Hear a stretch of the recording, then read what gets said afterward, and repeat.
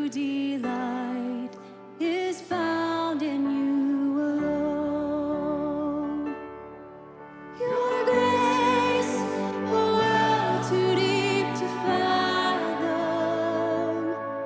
Your love exceeds the heavens' reach. Your truth, a fount of perfect wisdom, my highest good and my unending need. Oh,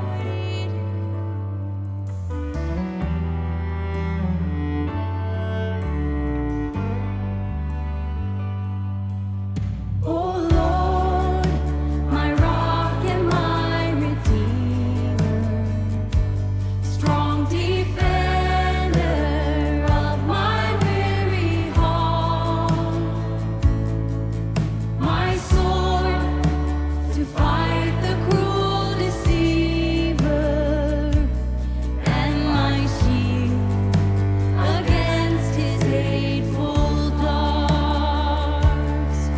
My song when enemies surround me, my hope when tides of sorrow rise, my joy when trials are abounding, your faithfulness, my refuge in the night.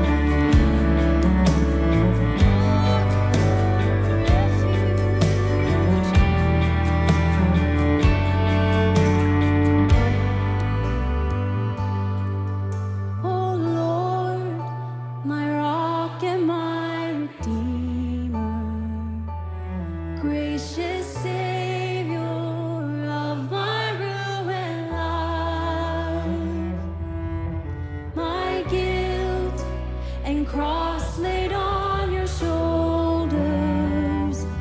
In my place, you suffered, bled, and died. You rose, the grave and death are conquered. You broke my bonds of sin and shame.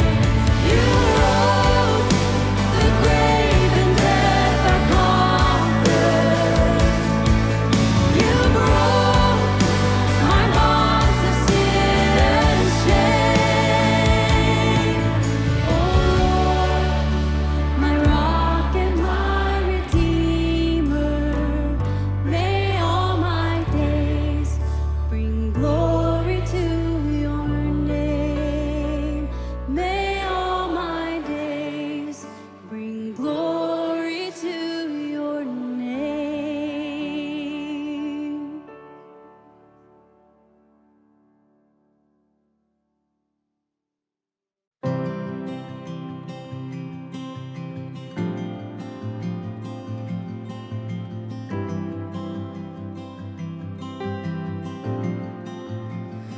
What gift of grace is Jesus, my Redeemer?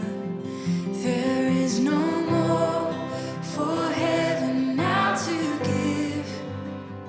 He is my joy, my righteousness and freedom, my steadfast love, my deep and boundless peace. To this I hold, my hope is only Jesus. For my life is wholly bound to His. Oh, how strange and divine, I can sing all is mine, yet not I, but through Christ in me.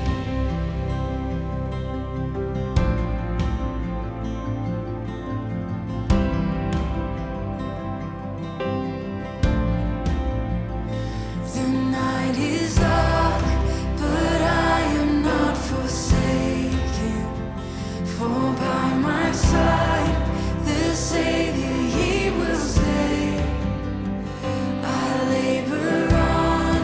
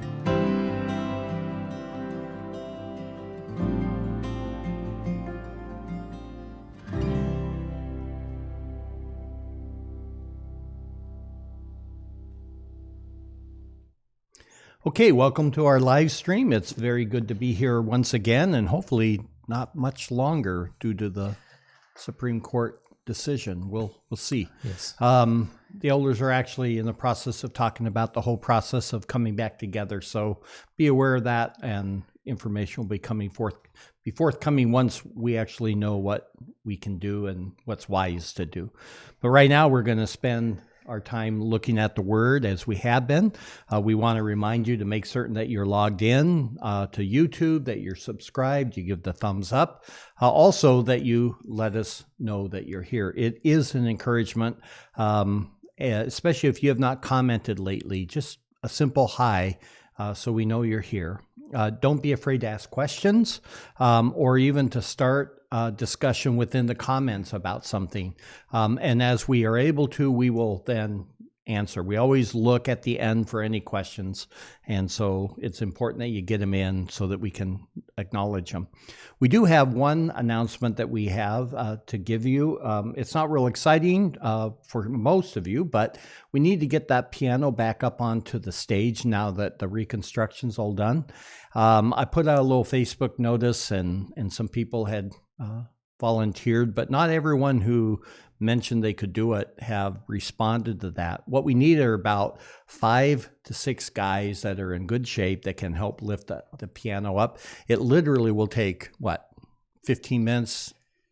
Most of that will be talking to just simply get the piano up onto the stage, but to do it in a way that takes good care of the piano. So if you can do that, let us know. It's on my Facebook page. I think it's the only post I've done. You can go there and just make a mention, or you can do it here in the comments and we'll try to notice it. Well, with that, we're working through the Psalms on Wednesdays. Tonight, we're going to work through Psalm 63. And so by way of introduction, I will read it. I'm using Matt's Bible. I'm going to be very careful this time because the last time he let me use his Bible, I promptly bent 2 pages. And I still feel guilty. You're nervous, aren't you? That's all I'm thinking about right now. Yeah. Well, we can only hope. Anyhow, I'm going to use his Bible. It's a little bit more recent translation of the New American Standard.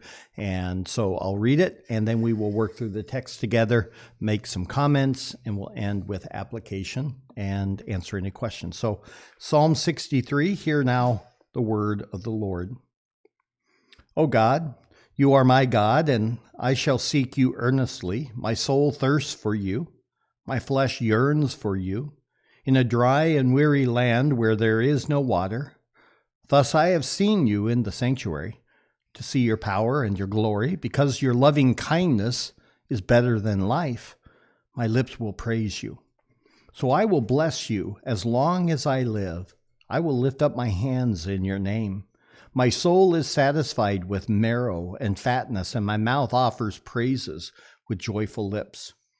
When I remember you on my bed, I meditate on you in the night watches, for you have been my help, and in the shadow of your wings I sing for joy.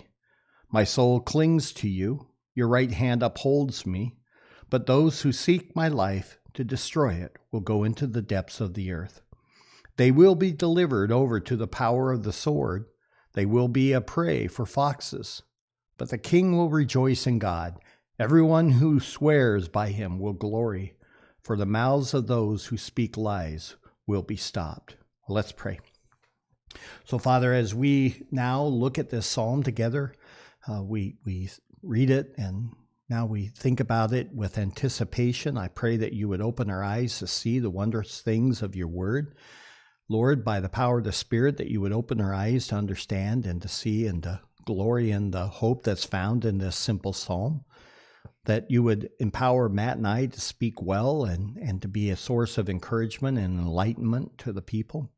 I pray, Father, that we would rest fully in the finished work of Christ as we do so, knowing that in him we have been fully accepted and embraced by you as our Father.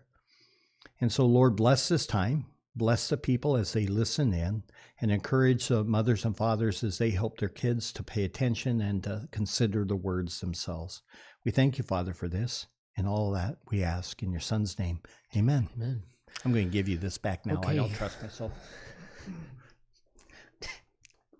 It is what it is. Sorry, folks. What do you Anyway, okay, Psalm 63. This is a wonderful psalm for a myriad of reasons. So let me just begin here by giving some of the context and the background of this psalm, because it really helps to draw out some of the meaning here. First, we've been saying that one of the purposes of the Psalms is to realign and to reorient our hearts to that which is true and right, and of course eternal. And so there are those times in life in which our hearts and our affections will go cold, they'll go distracted, perhaps at times just become wayward. And so I think what's helpful about the Psalms is that what we actually see is that that's a normal experience. That's a normal reality, especially for any who are claiming to love God. And so reasons for why the Psalms, I would argue, have even been given to us.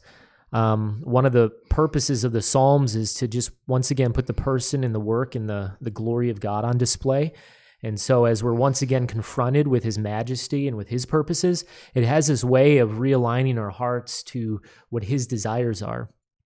In fact, David, and that's one of your fill-ins, David, who's the author of this psalm, was a man, it seems, as you just read through the Psalms, who really was constantly engaged in a wrestle with his own affections, his own emotions. And he was very busy. He had an enormous amount of responsibility.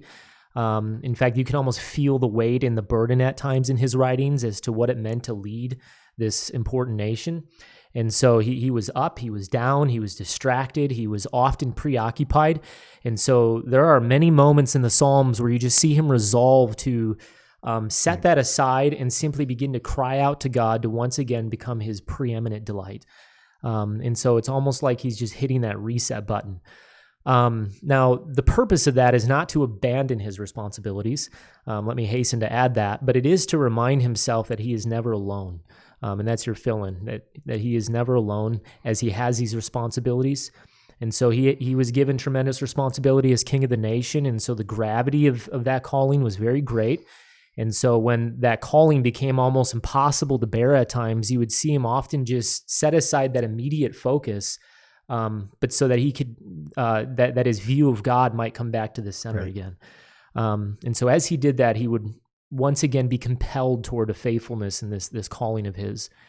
And so Psalm 63 is such a psalm as this, and that will become evident to you hopefully by the end of us working through it here. But the immediate context of the psalm is during a time in which David is running from Absalom, who is his son. That's your fill-in. If you didn't know that, Absalom was actually David's son. And you will see in the superscription that this is when David was in the wilderness of Judah. Now remember, the superscriptions aren't inspired, but they are reliable. And so this psalm was written while David was in the wilderness. Now, that could be a reference to a time that he was on a run from Saul, such as 1 Samuel 19 through 31. Or it could be a reference to the time that he was on the run from his own son Absalom, which is 2 Samuel 15 through 19. He was on the run. He was on the run a lot. That's what he did. For the anointed one. Always being pursued, yeah. So likely this is during that when he was on a run from his son Absalom, because in verse 11, you'll see that he refers to himself as the king, which was something not yet true of him when he's running from Saul.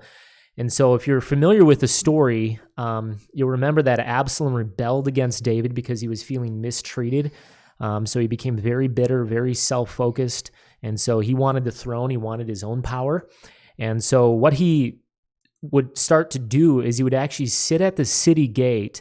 And when a person of Israel would come to the king, who at this point is David, to settle a suit or to file some kind of formal complaint there, Absalom would be at the gate and begin to flatter these people. And his goal was to try and win over their loyalty.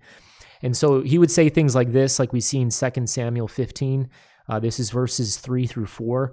He says, "See, your claims are good and right, but no man listens to you on the part of the king. Oh, that one would appoint me judge in the land. Then every man who has any suit or cause could come to me, and I will give him justice."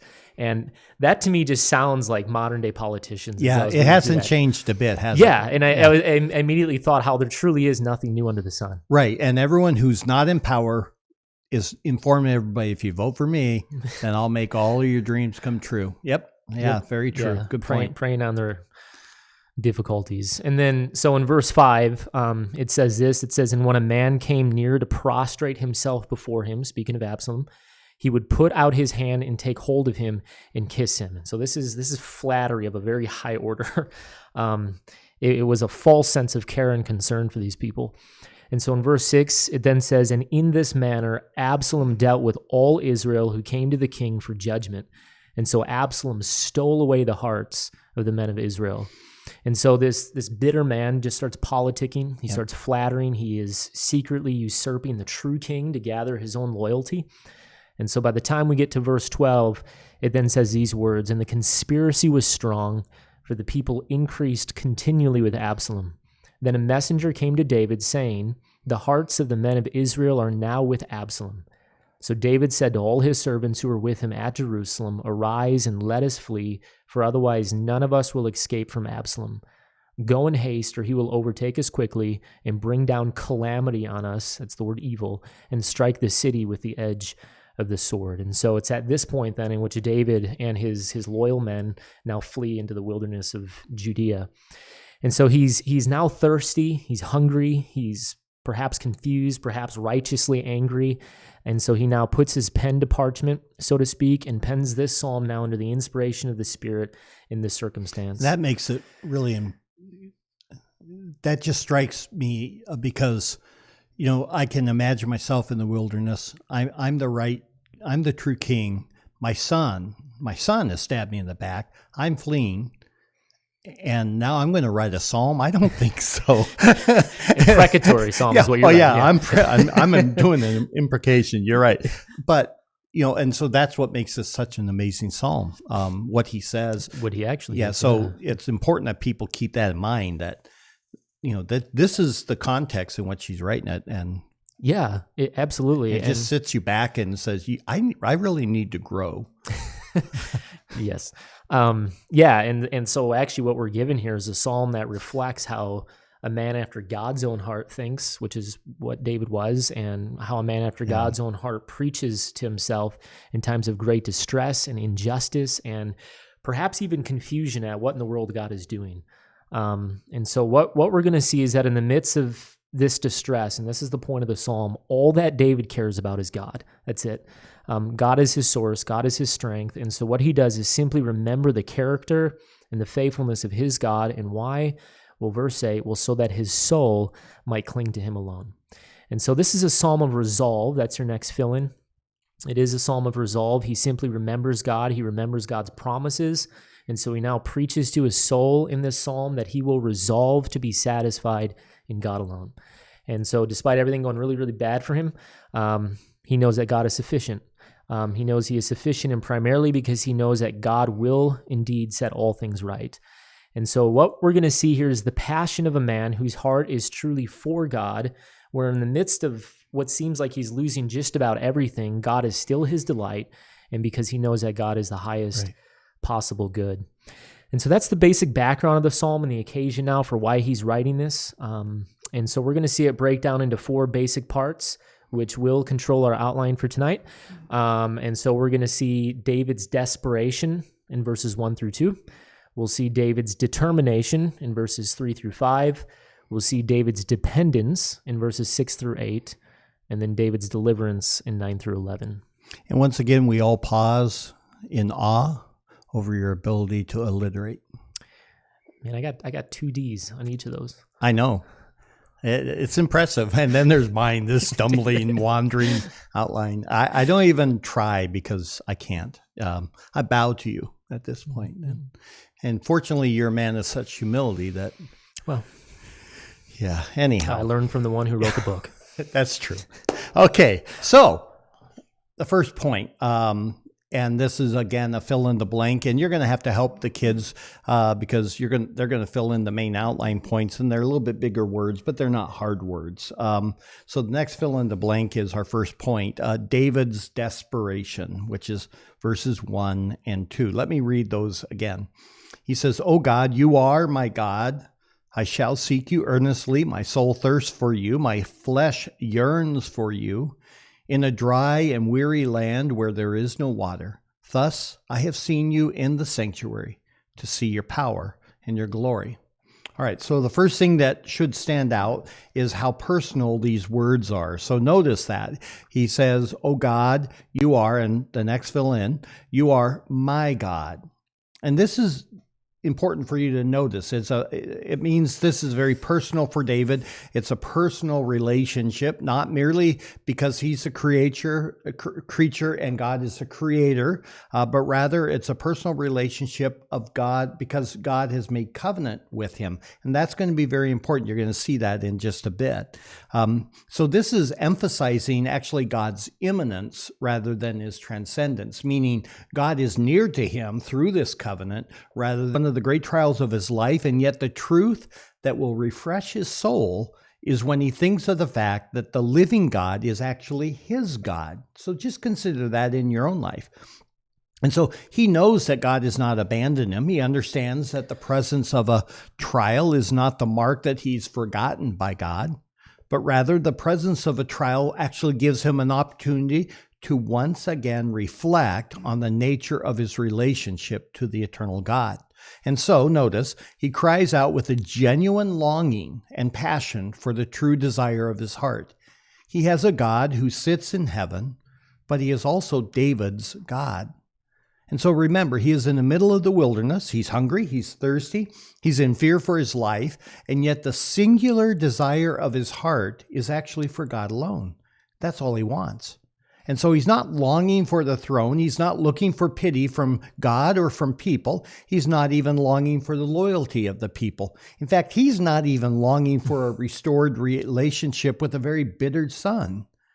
Rather, more than that, he wants, more than even water itself, he thirsts, and that's your next word, he thirsts and hungers for the person of God. That is what he actually desires from the depth of his soul. In fact, the word here for thirst is not just like a kid coming in and say, "Hey, I'm thirsty." This word speaks of a desperate need for water. It's the same actually for the word hunger, that he needs more than just physical sustenance. It's a sustenance for his very soul. And so one of the things that we can learn from this right away is that a trial in a person's life will always do one of two things. It will either drive you from God, or it will cause you to press in and long for him. And so there are these times in which the difficulty of life will just simply start to break us. And perhaps we have all felt this. It could be your job. It could be your health. It could be the result of a very difficult family member. That's certainly the case for David. But whatever it might be, it begins to create an enormous amount of difficulty for you. But it is in those times in which the true state of a person's heart actually begins to be revealed. A trial will always reveal, in other words, your relationship to God to be either genuine or it'll be false. Yeah, always. And then second, the words here help us remember that trials are often what break that coldness that we have toward God. And so you don't have to be a Christian for very long to realize that when everything is going really well for you, that's when you often begin to grow lukewarm in your walk with Christ. And so if there is one thing that God perhaps despises more than overt rebellion, it's that tepid or lukewarm life of one who claims to love him. Yeah. In fact, you might remember the words of Jesus when he gave those words to the church of Sardis in Revelation chapter 3. He said these words in 15 and 16, "I know your deeds, that you are neither cold nor hot. I wish that you were cold or hot, but because you are lukewarm and neither hot nor cold, I will spit you out of my mouth." And so what causes Jesus to regurgitate and choke a little bit is a life that doesn't yet look like his while he was on this earth. And so one of the ways that God causes us to once again long for nothing but him is by putting us through that crucible of a trial. And so David here, knowing that God is in control of all things, and that's your fill-in, that God's in control of all things, and especially those difficult things, he essentially kisses the hand here of the one who's giving him this trial, right. Which of course is God. And so why does he do that? Well, because it is the very thing that's now causing him to once again desire God alone. In fact, we are When we're feeling distant from God, we'll often go to sermons, we'll go to songs, we'll go to books and authors that we very much love and enjoy. And all of those things are good and right. They're God's means of grace to us. But as you read the scriptures, the number one thing that God will use to draw a person closer to him is a handcrafted trial. And it will either cause you to press in or to run away. But the one thing that trial won't do is allow a person to remain tepid and neutral toward the things of God. And so here's a man whose heart's being revealed. He's being put through the fire of a very difficult trial. And what that heat is producing is a heart that's being refined to desire one thing alone, which again, of course, is the person of God. Right. All right. So in verse 2, we now see why he longs for God in this way. Now, we don't know exactly what the experience was, but apparently he had some kind of a previous experience with God in the sanctuary. And so in verse 2, he says, "Thus I have seen you in the sanctuary to see your power and your glory." Now, again, we don't know what this was because the scripture doesn't tell us. So it also means it's not that important what the event was. I think that's remarkable to notice as well. The underlying principle is what we want to draw out, and that is that David's past experience of God is what actually now fuels his present desire for God. Now, you need to hear that, and you need to hear it well. So it is in the time of trial in which he is now reminded how satisfying God used to be to him. Did you hear that? It's reminding him how satisfying God was to him.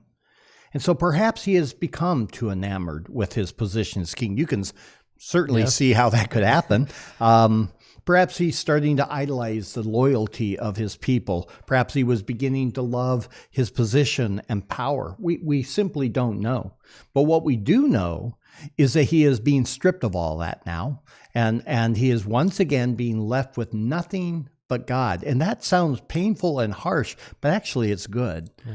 And so it's in this moment in which he remembers his first love. He's reminded of the satisfaction that he had when his delight was really in nothing but God alone. And so it's actually a very good place for him to be. It might not be a fun place, it might not be pleasant, but it was nevertheless very good. And so what we see here in verses 1 and 2 is that David, now in the midst of a very great trial, comes to a place where his heart and his soul are once again desperate for the person of God and for the person of God alone. Yeah. And that brings us then to verses 3 through 5, in which we now see David's determination, and that's your fill-in. David's determination. So we already talked about how a trial has this way of either causing you to flee from God or to press into God. And so here we see him moving toward the person of God. And so in verse 3, he says, notice, because your loving kindness is better than life. That's an amazing statement. Because your loving kindness is better than life, my lips shall praise you. And so there is a resolve there. And notice, it's not my lips want to praise you, or even that I hope they'll praise you, but my lips will praise you. That's a fill-in, that my lips will praise you. And so this is not based on emotion or being caught up in some kind of moment. Rather, this is the result of remembering something objective, something unchanging, and it's based upon truth rather than feeling. Right. And that's a fill-in. It's based upon truth. And so what's he remembering? Well, notice, he says, and I shall praise you. And why? Well, because your loving kindness is better than life. In other words, whether he lives or he dies in the desert, there's still something better than even his own life. And he recognizes that. And so what is that? Well, again, it's this loving kindness of God. Now, we've talked about that word a lot in the Psalms, but the word here for loving kindness is the Hebrew word of hesed. And so remember, it is that covenantal term that speaks of God's resolve to be faithful to his own words. Right. And so he's promised David some very significant things. And so what gives David hope here in the midst of a trial, indeed the reason that he can still praise God in the midst of a trial, is that he chooses to remember a certain truth, a fixed truth, if you will. And so what he remembers is the covenant of Yahweh. And you can read about what that covenant is in 2 Samuel 7. And there are many things that we could draw out here, but perhaps David was beginning to rely too much on his own skills, maybe his own strength, maybe his past successes. And so as he's beginning to lose the loyalty of the nation here, perhaps he's doubting his gifts or his talents. Perhaps he was doubting some past decisions he's made as leader of this nation. But whatever the case, it is in this moment that he's reminded that the only reason that he's king in the first place is because God put him there. Right. And so what he remembers is that since God put him here, he remembers that covenant from 2 Samuel 7, and he remembers that it is God who is also going to keep him there. And so again, here we see the trial beginning to melt off those false realities of self-strength and self-achievement, but so that he can once again be reminded that this is all of God. He says, so I will bless you as long as I live. I will lift up my hands in your name. Those are fill in the blanks. And so, but again, it's a very conscious. Yeah, he's preaching to himself. Yeah, he's. You almost can smell a rebuke, maybe not, but it's no, I'm going to do this. you almost like there's a battle going on there. Like you said, he's preaching his heart, and he's like, no. Yeah. I'm going to do this. I will do this. Good observation. Yeah, and then in verse 5, here's where his satisfaction now is realized. So he says, my soul is satisfied as with marrow and fatness, and my mouth offers praises. And notice, with joyful lips. And so here he is in the middle of the wilderness. He's hungry, he's thirsty, he's longing for food. He's got loyal people with him who are hungry and thirsty, and he's like, they're here because of me. And yet, as he reflects on God's faithfulness and resolves to praise his name, he then compares his satisfied soul with the full belly of a banquet feast. In fact, the words here of marrow and fatness are drawing upon the imagery of a rich feast. And so this is no just bag lunch. This is something special, the choicest of foods, the finest of dishes. And so David's longing in verse 1 has all of a sudden been realized in verse 5. Now, let's just quickly point out here how this satisfaction comes, and notice it comes after his resolve and after his praise of God. This is very important. Too often we think that we should praise from an overflow of satisfaction, when in reality it's the exact opposite. And so notice his satisfaction here is coming after his praise. In fact, this is one of the reasons that we would say we're commanded to sing, that we're commanded to praise. Those are fill in the blanks, by the way. We're commanded to sing and praise. When you sing truth and you begin to verbalize what you already know to be true, it has this way of actually solidifying things within your own heart, things that you say you believe. And so we don't have the time to expand on this, but we could say many things about that. But suffice it to say that the people of God are to be a singing people. That's what defines them, or one of the things that defines them. And so there's a lot more that's going on during our times of praise when we're corporately gathered, a lot more than we often think. It's a time for you to remind yourself and resolve in your own heart what you truly believe. And so we would just say, if you're not one given to singing, or you have a personality that's such that you just sort of are one who mumbles through songs and words, then you should not be surprised that you don't feel filled or satisfied in the things of God. There's just a design to singing. And so David here, knowing this to be true, he resolves to praise his God. And yet as he does, notice his soul is now very filled. And so he has, in other words, stuffed himself as he's feasted on God's goodness. Now, when I read this, Matt's the one that wrote up all of this. I thought of a story I read just yesterday or the day before. I want to say it's the state of Kentucky, but it's one of the states, that the governor is now going to, quote unquote, allow the churches to begin to meet. But he says they have to maintain distance, they have to wear masks. And those already got me angry. But the one that blew me away was, he says, and they're not allowed to sing. And I'm like, you don't have that authority. Yeah. And here's a psalm that just gives it. It's not, hey, if you feel like singing, sing. It's not a big deal. That it is part and parcel of the saints gathering to worship that they sing. And make no mistake about it, that we are not to just come to hear the word of God. This is one of the problems that we have with the separation that we have here. Yeah. And this is why we keep harping on the idea that it's not good for you to stay at home and listen to us on live stream. That should be the rare occurrence. If you have the ability to go shopping, right? If you can go to the supermarket or visit a doctor, you can come to church. You need to be at church if you're a believer. And part of it's because there's this command that we're to be singing to one another. To one another. Yes. Psalms, hymns, and spiritual songs. This is not just suggestion that might help you out, might lift your soul. It is something that we are to do. We're commanded to. And so frankly, if the governor or the president tells you can't sing, that's where at some point you as a Christian have to say, yeah, I obey my Lord. And I think that's important for you to understand. And it's something that the elders are trying to now think through is as they start to begin to loosen their grip, at some point we have to say there are certain things that are non-negotiable and we will not budge on them. And this would be one of them. We want to sing because we're commanded to sing. Anyhow, now none of this though is going to magically happen. Something behind the scenes is actually at work to make David come to these conclusions. And that's what we're going to see in the next few verses. So your next fill in the blank is going to be David's dependence. David's dependence.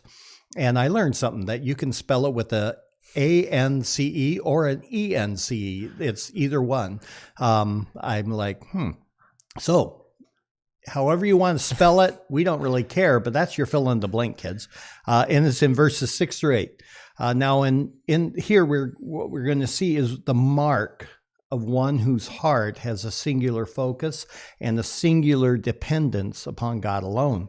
And so notice in verse 6, he says, that I remember you on my bed, I meditate on you in the night watches. Now, what is this? It's simply the habit that he had that as he lay in bed at night, he would rehearse the day in his mind. He'd just kind of go through what happened. He would reflect on how every aspect of his day intersects, and that's important, how it would intersect with the reality of God. Now, verses 7 and 8 then flesh that out. So he says, for you have been my help, and in the shadow of your wings, speaking of God's protection, he says, I sing for joy. So there's that sing again. And so he lays in bed, and as he does so, he begins to recount. Your next fill in the blank. He begins to recount the many ways in which God has shown him faithfulness throughout the day. So I'm going to ask you as your pastor, do you do that? I do. It literally became a habit shortly after I came here as pastor, and I found myself filled, because I was new. I didn't know what I was doing, and everything's coming at me fast, and everyone assumes you know everything, and you're like, if you only knew. And so you would go to bed, and your mind is just captured by all that. And I realized very quickly I need to get my heart right before I sleep, because I would wake up anxious. Maybe some of you've been that way. And so I found many years ago to do that, and it accomplishes a few things I've learned. First, it gives me something to confess. So the first thing I begin to do is think, and I realize, no, I didn't handle that well. And so I would just simply, it was great. I could confess to my Lord, and there was that forgiveness found. But it also gave me all sorts of things that I could begin to give thanks for, which I had not even considered in the midst of the moment, right? But now you're lying in bed and it's quiet and you're thinking, and you're like, you were very kind there. Man, you were so kind. It gives me something to lay before God before I try to sleep. So there's something unresolved and it's on your mind. Well, give it to the Lord. Give it to him in prayer. Now you know it's on his lap, not yours, and you can sleep. And I also found that it gives me peace as I again see the sheer kindness and the sheer faithfulness of God. He has been so good that he safely brought me through another day. He kept my family safe. He kept my wife safe. He's kept my church safe. All of this has been his grace, and I can just see that faithfulness. In fact, it's the idea here that David has of a preoccupation with God. He is absorbed in the things of God. God is his first and best thought as he wakes. God is his last and great thought just before he closes his eyes. And even if he might wake in the middle of the night, his only thought is still the person of God. That's just amazing. And so God is his very meditation, the next word, and you're going to have to help your kids with that one, but his very meditation, he is David's source for reflection. So to repeat, God is David's singular preoccupation. In a much more profound sense, it's like when a person falls in love and they can't stop thinking about the person, right? They wake up with thoughts of them. They go to sleep with thoughts of them. They think about that person all throughout the day and annoys everyone around them because that's all they ever talk about, right? In a similar but much more profound way, God is the very meditation of David. In fact, the word for meditate is actually a very important word there because it's far more rich than the mere sappy thoughts of two lovers. This is a thinking, or actually, let's say it a different way, an intentional reflection, okay, on the various ways. That's your next fill in the blank. I've got two of them here. On the various ways in which God has proven himself faithful. So you are intentionally reflecting on how God has proven himself to be faithful. And so there is an objective substance to the meditations of David. And can you see that? It's not merely a subjective feeling, right? That satisfies him.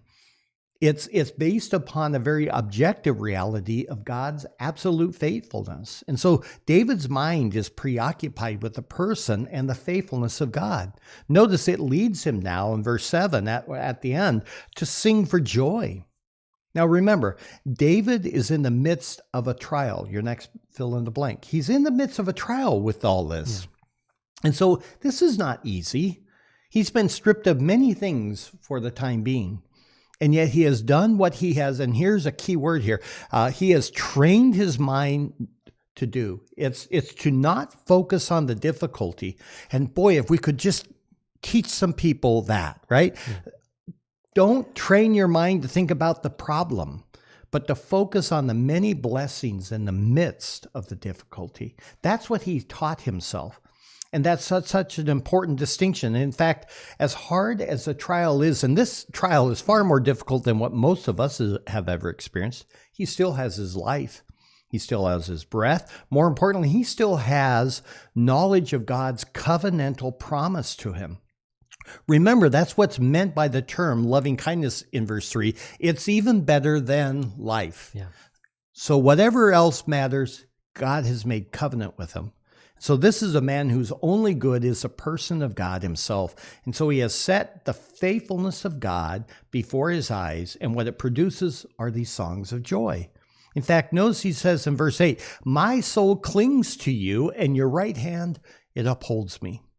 Now this is also a wonderful picture because of the two phrases, they're set in parallel. Now you need to look at both lines, and then you ask, how do they function together? And what you learn in this parallel structure is that the reason David's soul can cling to God, this is great. The reason David's soul can cling to God is because God is upholding him. That's your next fill in the blank, because God is upholding him. In other words, David is choosing to lay hold of God by the power of God. Right. And that is very good for us to know and see. It's also important to see that it is David's soul which clings to him. Again, you can just hear the desperation in that kind of imagery. It's not his mind or hand that's clinging, but rather his soul. That word nephesh emphasizes the idea of him being a creature. It is the seat or center of his desires or life. So it's a very intimate aspect of David that is clinging to God. And so from those deepest places within the person of David, he's clinging to God just like a child does his mother. And yet a child can really only cling as long as his mother's holding. I thought that was an excellent observation. And that's actually what the image is. David clings to God because God is holding him. You look, this is all I could think about. It's like how many times I've seen where I just held on to God. And I never reflected that the only reason I'm able to hold on to him is that he's holding me. And it's like that's almost a tearjerker.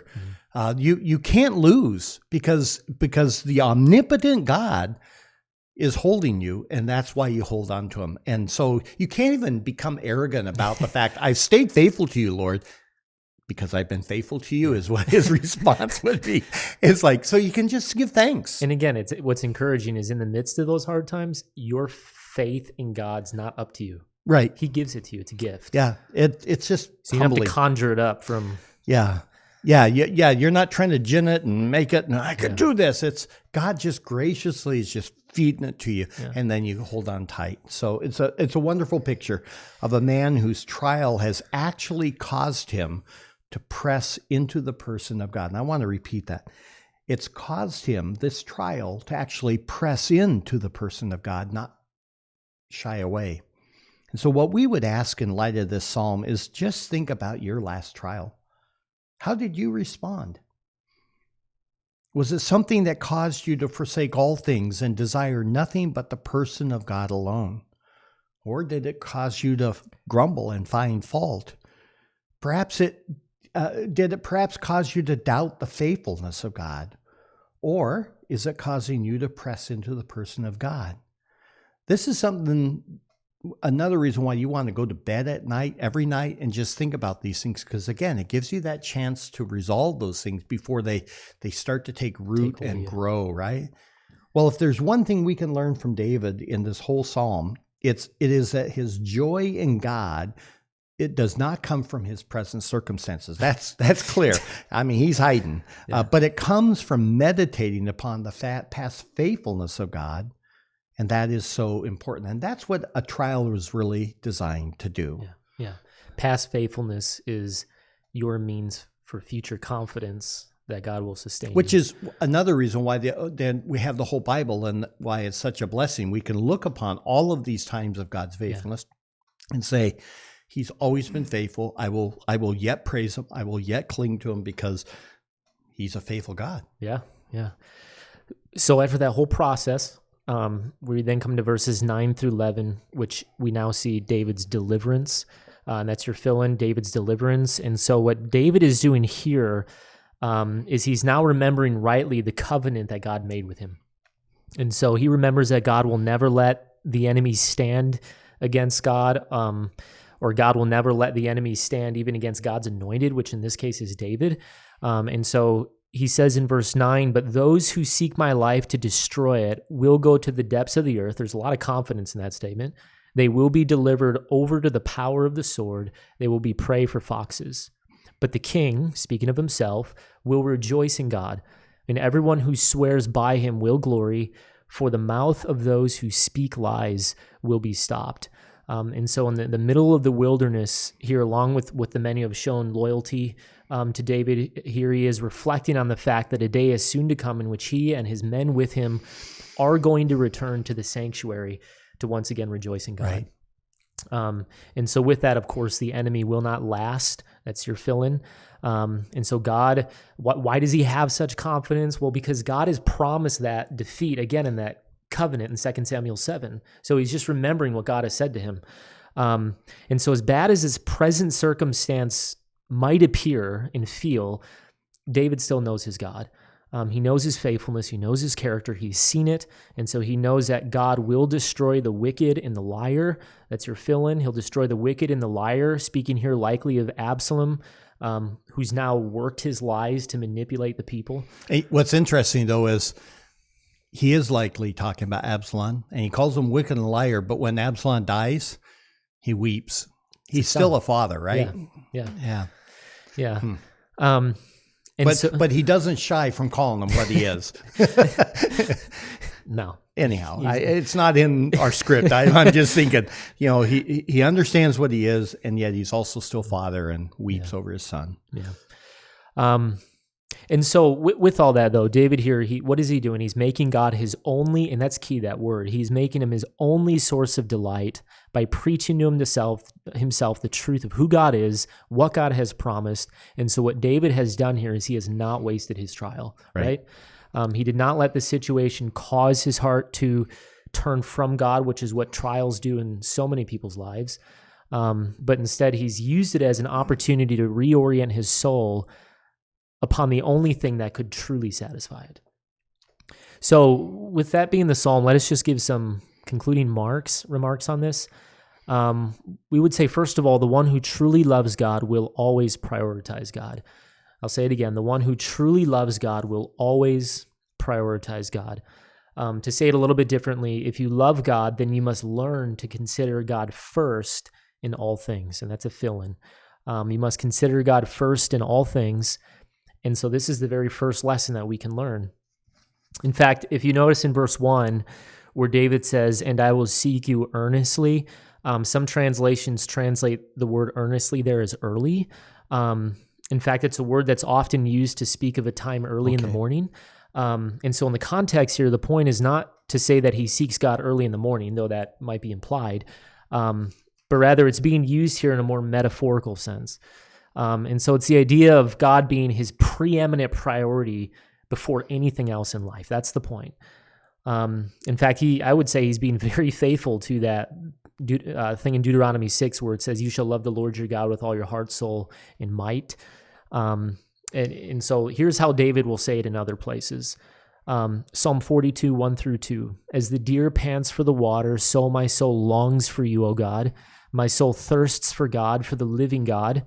When shall I come and appear before him?" Psalm 84, 2. "My soul longed and even yearned for the courts of the Lord. My heart and my flesh sing for joy to the living God."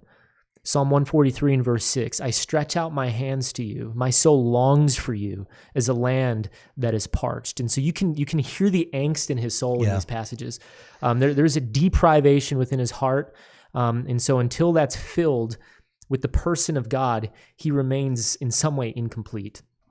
In fact, we tend to sentimentalize those statements of David in those Psalms. But if you know the context of those Psalms, they're all watershed moments. Many of them in the midst of trial. And so these were moments that revealed the very state of his soul. There was a desperation and passion in this man.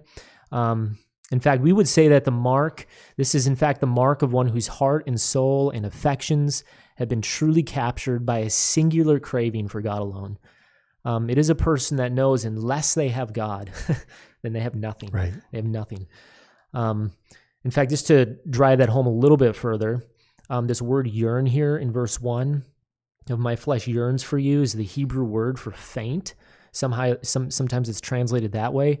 One commentator puts it this way. He says the verb has the sense of becoming pale, gray, or weak-eyed. The word means to become dark. The mind is not simply longing, but rather it is fainting in a spiritual isolation. So it's if you've ever fainted or been knocked out, where it just starts to. That's interesting. Yeah, and so it's a very vivid picture of what it means to be deprived of something necessary, of nourishment. And so just as the body here will faint without water or food, David is far more concerned about how his soul is fainting without that presence of God. Okay, so you actually might be hearing another passage in the background of this that we're going to draw out now. And that is actually in Matthew chapter 6, verse 33, because Jesus says here in that passage, "But seek first his kingdom and his righteousness." But notice that. Seek first his kingdom and his righteousness, and all these things will be added to you. So do not worry about tomorrow, for tomorrow will take care of itself. Each day has enough trouble of its own. That was a favorite chapter of mine. I've preached out of it many times. This is the second lesson, actually, that we can take away. Unless we have Christ, and that's your fill in the blank. Unless we have Christ, frankly, we have nothing. Unless Christ, and therefore his kingdom, is our central priority, nothing else absolutely matters, because we will not be satisfied. Ultimately, we will not be content if we're truly his. Instead, we'll only remain anxious and longing for something to fix only what Christ can fix. And this is something that we see people, and we include ourselves in this, but we see people do this all the time. They think if only, and you can fill in the blank under anything under the sun. If only this, they think they'll be better. And it's like, no, Christ is the only thing that can ultimately satisfy that longing. In fact, as we work through the Psalms, you may have noticed that there is not, or this Psalm, as we work through, you may have noticed not one single request by David, not one. Right. He wasn't praying. He wasn't asking God for anything. Instead, all he wanted was the person of God. And why? Well, because when you have God, then you have everything God promises. It comes along. That's such a great observation. When you have God, everything that is God's is yours. And that's more than enough, beloved. And so David reflects upon his God, and then that triggers him to reflect upon what God has ultimately promised him. And so in a similar way, that's all Jesus is saying in Matthew 6:33. In fact, if you know the chapter, you know that the entire point of Matthew chapter 6 is to tell us that God has promised to the believer everything that they're going to need in this life. So we don't have to be anxious for anything. And when we are, all we're doing is distrusting his promise. And so our only job in light of Matthew 6 is to be busy pursuing Christ and Christ himself and the things of Christ, in other words, and everything else will simply come along. It will be added to us. Christ will take care of that side. And that sounds almost too easy. But beloved, honestly, I would argue it requires true faith. Mm-hmm. In Matthew 6, Jesus speaks a lot about money and its dangers. Why? Because we can trust in our money or we can trust in Jesus. But here's the trick. You can't trust in both. And for some, you need to learn this. You can trust in your money or you can trust in Christ, but you don't get to trust in both. You can't love one and the other. It's impossible. If you trust in money, you lose Jesus. If you trust Jesus, he promises, though, to take care of you. One seems to be wise and proper in this world's eyes, right? I mean, the world would say, look, you take care of that and God will, God doesn't want you to be presumptuous. I mean, I'm so tired of hearing that. Quit presuming on God. It's like, or trust God. Just simply trust God. One seems wise. But if you're a person of faith, you realize it's not wise because your trust is somewhere else other than Christ. And so we would say that whatever your mind and your heart is preoccupied with is what's important. What is it? What is it that you are preoccupied tonight? The solution of David and the solution of the greater David, Jesus, and the solution of the Bible is simply this: reorient your longings and your affection to Christ alone. That is all you really have to do, beloved. And so whether it's a job or a relationship or some kind of trial that you're walking through right this moment, the entire point of the psalm is to remind us that until you hunger and thirst for God alone, you'll always be empty. In fact, that's really what it means to come to Christ and become a Christian, right? Mm-hmm. Is that moment when you realize, I'm done. Yeah. I'm done looking for any other source of my hope and joy. Christ has done it all for me. On the cross, he paid for my sins. He rose again and conquering death. That's where my hope is. And that's where that point of faith where you're resting the finished work of Christ and him himself, and you come into life. And that's what all of us need to be reminded of. You will always be empty until you hunger and thirst for God. We will remain grasping for what we can never find satisfaction. And so our final lesson to learn tonight is that wherever you are, we want you to simply believe this truth of the Scriptures. Pursue, and here's your last fill in the blank, pursue by faith Jesus Christ. You don't have to pray about it. That's what's interesting. David didn't. Mm-hmm. You don't have to worry about it. Jesus commands that. He says, don't worry. But rather, the only thing that we must do is simply cultivate a desire and singular passion for Jesus Christ alone. And so as we do, then he has promised that anything that we may need, he will simply add it to us in a far richer way, I would argue, than we actually even know right now. So I am not seeing any questions. Unless I'm skipping something. Nope. You don't see any? Kendall likes Matthew 6:2. She loves it, actually. Well, it's inspired. Well, So. that's true. She can hit me later. Yeah, she's rolling her eyes. You know that. Yeah. I hope it's been helpful, though. It's a good little psalm. It's a great psalm, yeah. Yeah, well, since there's no questions, let me then just close before I pray, and I'm going to read something. I'm going to read Isaiah 55, 1 through 3, because it pretty well sums up the message of this psalm. Yeah. And it's something that's looking forward to the new covenant, essentially. And so if you're a Christian, you've experienced this to some degree. And then sometimes we forget it and have to be reminded of it. And so here's what he's saying. He says in Isaiah 55, 1 through 3, he says, "Ho, everyone who thirsts, come to the waters. And you who have no money, come, buy and eat. Come, buy wine and milk without money and without cost. Why do you spend money for what is not bread, and your wages for what does not satisfy? Listen carefully to me, and eat what is good, and delight yourself in abundance. Incline your ear and come to me.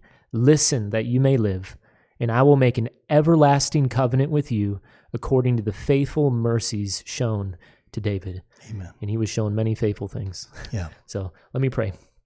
Father, thank you for tonight. Thank you for an opportunity to just sit under your word, see what you have told us, to see what your heart is. And so we give you thanks for that. I pray for those who are listening tonight who maybe are walking through a trial.